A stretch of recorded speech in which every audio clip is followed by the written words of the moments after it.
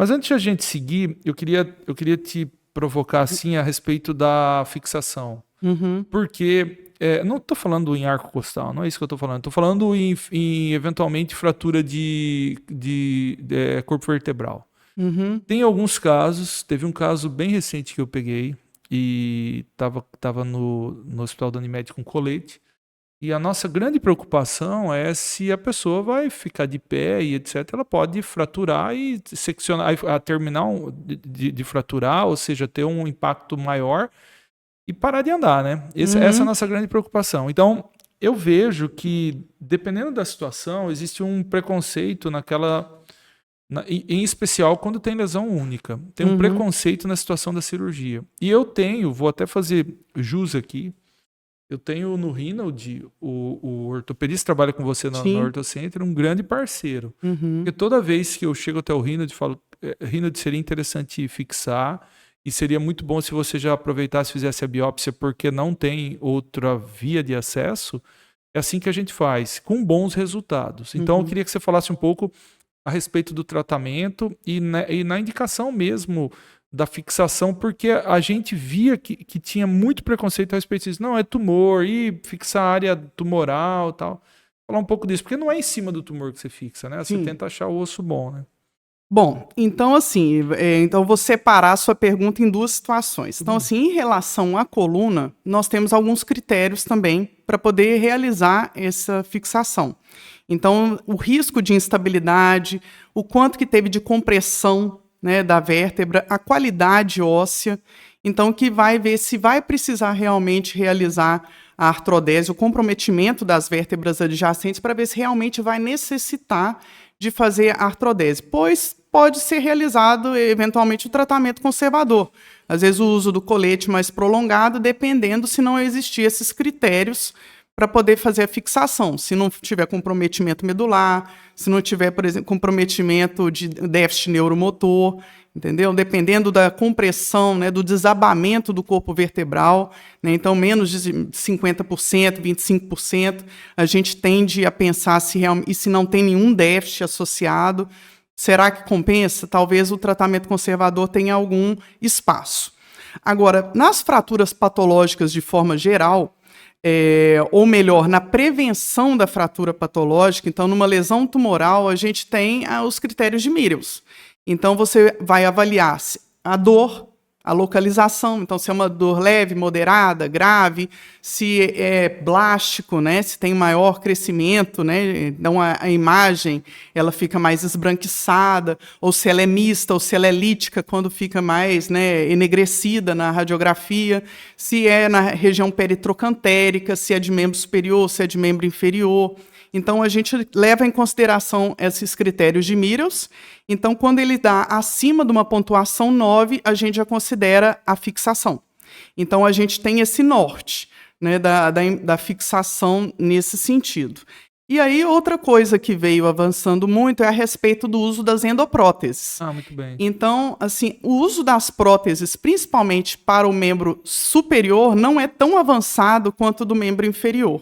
Então, do membro inferior, muitas vezes, por causa da necessidade de uma ressecção maior, né, de osso, né, Então, mas as próteses são mais nos tumores, não se Sim. usa na fratura patológica, na fratura também. Sim, profilático. Você Entendi. pode utilizar uma endoprótese de forma profilática, porque os estudos mostram que a qualidade da cirurgia ela é mais fácil, né? Então tem menos comprometimento da comorbidade, né, do paciente, da qualidade de vida, menos impacto. Então acaba que ele pode ser realizado de forma profilática antes da fratura propriamente dita, utilizando esses critérios de Mireles. Tá? Muito bem. Pessoal, só para a gente fazer um adendo, e aí a gente segue, quero te perguntar uma outra coisa a respeito do que a gente falou. Nós estamos falando aqui, tem gente que é leigo que está assistindo a gente. Lesão lítica é aquela que é como se fosse assim, ó, roer o ossinho e comer o osso. Ela desgasta o osso e ela rouba o cálcio. A blástica, ela é produtora de osso. Então é isso que a doutora falou quando ela falou nos dois tipos de lesão, e ambas são características de crescimento, sim, tumoral e um crescimento de uma lesão anômala naquela situação. Para ilustrar o que você disse, eu tenho dois casos aqui. Ótimo. de uma paciente com plasmocitoma solitário. Nós vamos falar depois do mieloma múltiplo e do plasmocitoma solitário, que são doenças hematológicas que fazem esse tipo de alteração óssea. Nós diagnosticamos, fizemos inicialmente o médico que pegou não indicou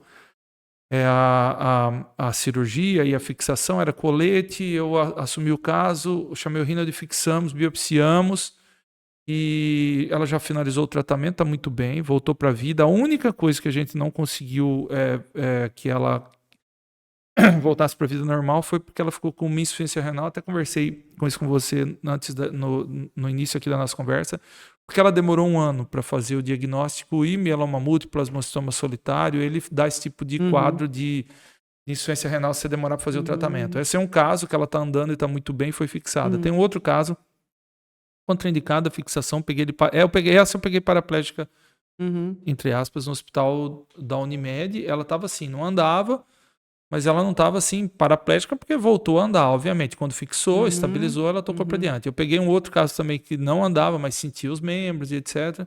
Esse não teve indicação, e próstata. Começamos a tratar, só para ilustrar o que você disse. E hoje ele está andando com andador. Sim. Aqui do nosso lado, da parte de cá da oncologia, toda vez que, na minha visão de 30 anos de oncologista, toda vez que a gente consegue fazer uma fixação ou abordar cirurgicamente, a gente dá qualidade de vida para o doente. Sim.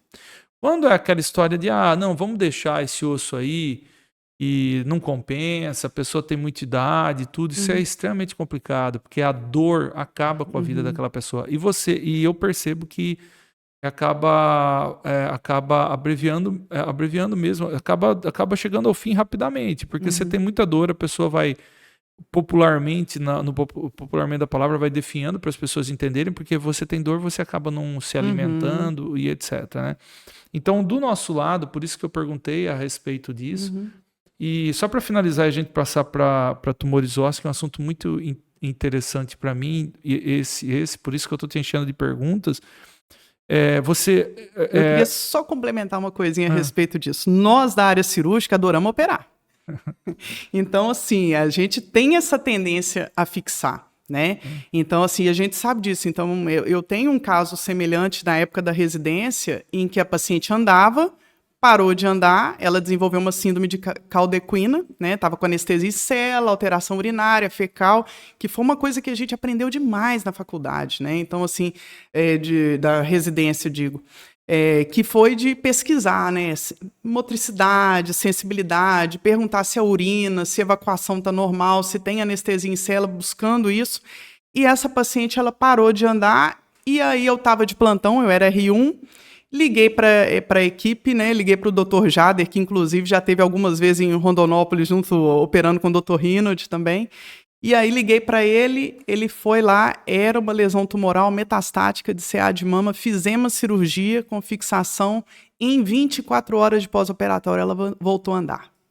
Então aqui eu falei assim, se essa paciente está andando, ela está andando porque você examinou e chamou, então assim, é o que eu falo, se a gente não sabe procurar, não quiser procurar, realmente a gente não dá o diagnóstico, não trata e muda o curso do paciente, né? Cílio, eu tive um caso há uns 7 anos atrás, diga-se passagem, a mulher está viva com qualidade de vida, fez uma outra, finalizando faculdade já com uma certa idade. O Rinaldi me chamou no hospital, eu fui e examinei, vi mamografia. E quando a gente fez, falei, Rinaldi, eu não tenho outro local. Ela tinha uma prótese de mama. E quando a gente estabilizamos, fizemos a biópsia, fizemos diagnóstico fizemos diagnóstico do câncer de mama pela biópsia. Quando eu aí fui, porque na mamografia não aparecia. Aí a gente pediu a ressonância, isso é mama. Pedimos uma ressonância e fomos avaliar. Ela tinha um câncer de mama que não aparecia na mamografia e metastatizou. Abordamos, tratamos, operamos, hoje fizemos hormonioterapia e hoje toca a vida dela. Ainda continua com medicamento por causa da hormonioterapia, mas toca a vida dela e está bem. A doença não progrediu e etc. nós pegamos nesse mesmo caso. Ela estava sem andar. Então veja a importância na vida dessa mulher. Ela fez faculdade. Ela anda, ela vem aqui sozinha. Ela vem sozinha, né? Tem família, mas vem sozinha, entendeu? Então isso é uma coisa que dá qualidade de vida. E eu acho que a ortopedia oncológica, o pessoal brinca que eu sou muito ortopedista clínica, mas a ortopedia oncológica dentro da ortopedia é a ortopedia mais bonita que tem, porque é a que te faz mais buscar uma avaliação e um estadiamento. Então, o paciente chegar, você pedir todos os exames, pedir uma proteína de Benson Jones, LDH, fosfatase alcalina, fazer aquele eletroforese de proteínas. E aí a gente tinha aquele padrão de TC de tórax, abdômen, pelve, cintilografia. E é importante isso até para a realização da biópsia. A literatura mostra que é importantíssimo você concluir esse rastreio, porque a biópsia vai ser mais direcionada, você já vai conhecer melhor o paciente, você vai conhecer outros sítios que seriam possíveis de facilidade de realização da biópsia. Às vezes você está pensando numa biópsia na coluna, né? Que teve uma fratura patológica. Mas vamos supor, faz uma cintilografia e você vê, a costela às vezes está mais fácil, ou tem uma lesão no fêmur, né? Isso é importante. Às vezes essa biópsia pode ser mais fácil se você encontra um sítio mais fácil de realização do procedimento, né?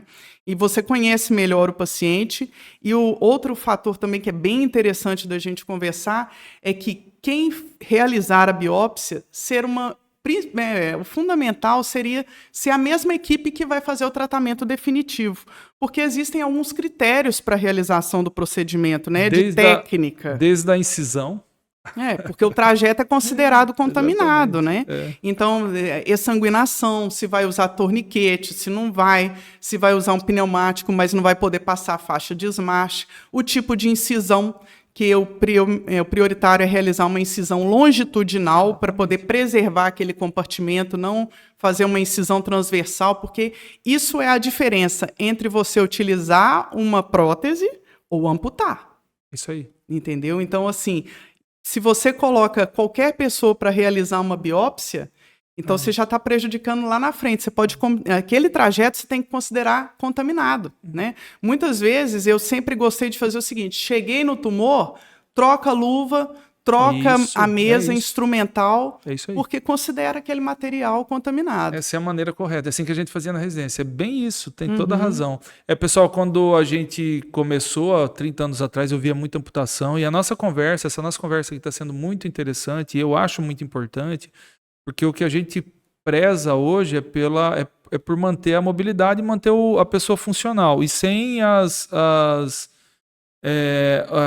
os grandes danos, tanto o dano motor quanto o dano estético que causava as cirurgias no passado. Então, com o avanço da medicina, a gente conseguiu bastante isso e é o que a gente busca a todo momento.